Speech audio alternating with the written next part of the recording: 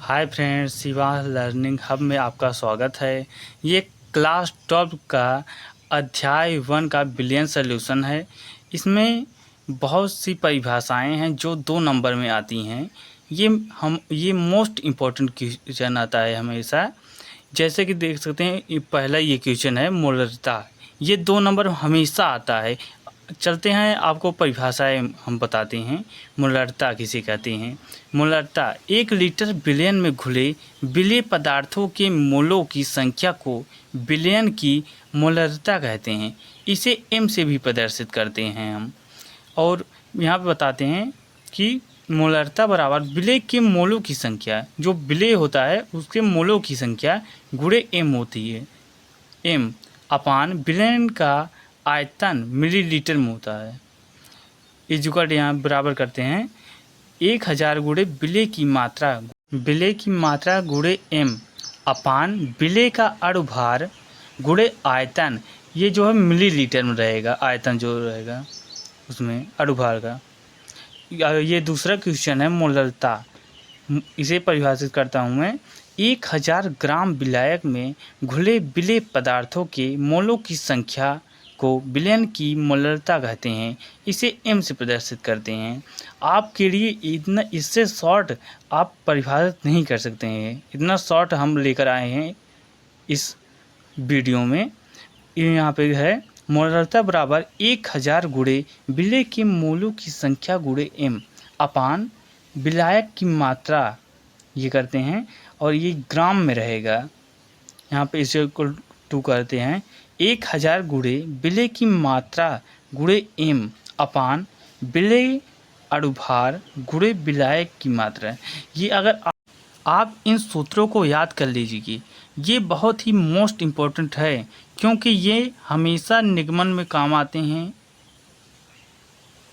ये हमारा तीसरा क्वेश्चन है। ये भी बहुत ही मोस्ट इम्पोर्टेंट क्वेश्चन है। ये लगातार 3-4 साल लगातार आया है। मोल अंश किसे कहते हैं? इसमें है किसी विलयन में उपस्थित विलेय या विलायक के मोलों की संख्या तथा विलयन में उपस्थित कुल मोलों की संख्या के अनुपात को मोल अंश कहते हैं।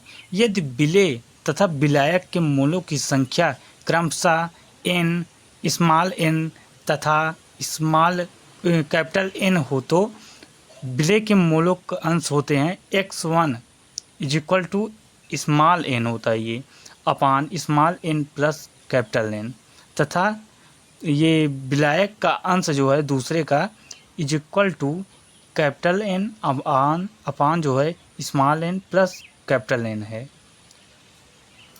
यहाँ पे है ये चौथा क्वेश्चन है। यहाँ पे 1/2 गुणांक किसे कहते हैं? आइए हम जानते हैं 1/2 गुणांक किसे कहते हैं। यहाँ पे है कि पदार्थ के विलयन के अणुसंख्य गुण के प्रेक्षित मान होता है और समान सांद्रता के विद्युत अनुघट्य के लिए अणुसंख्य गुण के अपेक्षित मान का अनुपात 1/2 गुणांक कहलाता है। इसे आई से प्रदर्शित करते हैं। मैं यहाँ पे लिख देता हूँ।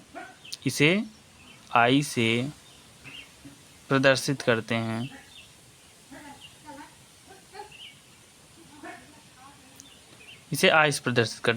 यहाँ पे है आई बराबर पदार्थ के अणुसंख्य गुण का प्रेक्षित मान अपान विद्युत अनुघट्य के लिए अणुसंख्य गुण का अपेक्षित मान होता है। ये हमारा 5वां क्वेश्चन है। इसमें है राउल्ट का नियम किसे कहते हैं? ये राउल्ट का नियम जो है हर एग्ज़ाम में आता है। ये हमेशा आता है। कोई भी पेपर ले लो, ये 2020 में आया था, 2023 में आया था, ये 2024 में आया था, ये 2025 में भी आया था। यहाँ पे इसको हम जानते हैं वाष्प। इसका परिभाषा बताता हूँ मैं।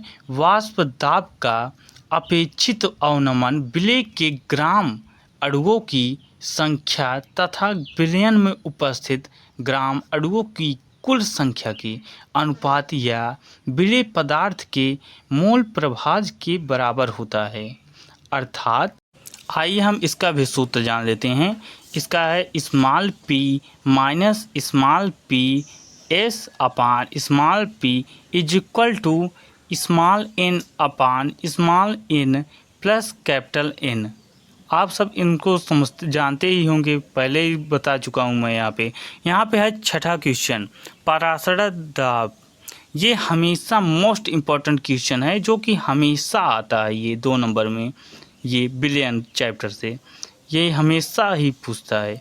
इसमें हम जानते हैं, आइए जानते हैं, किसी भी विलयन को अर्धपारगम्य झिल्ली द्वारा विलायक से पृथक रखे जाने पर परासरण क्रिया में को रोकने के लिए विलयन पर कम से कम जितना दाब, बाहरी दाब जो लगाना पड़ता है, परासरण दाब कहते हैं।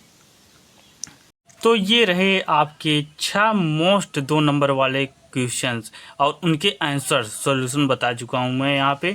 आप हमारे चैनल पे इतनी देर तक देखें, इसके लिए धन्यवाद मैं आपको करता हूँ। Please like, subscribe and share.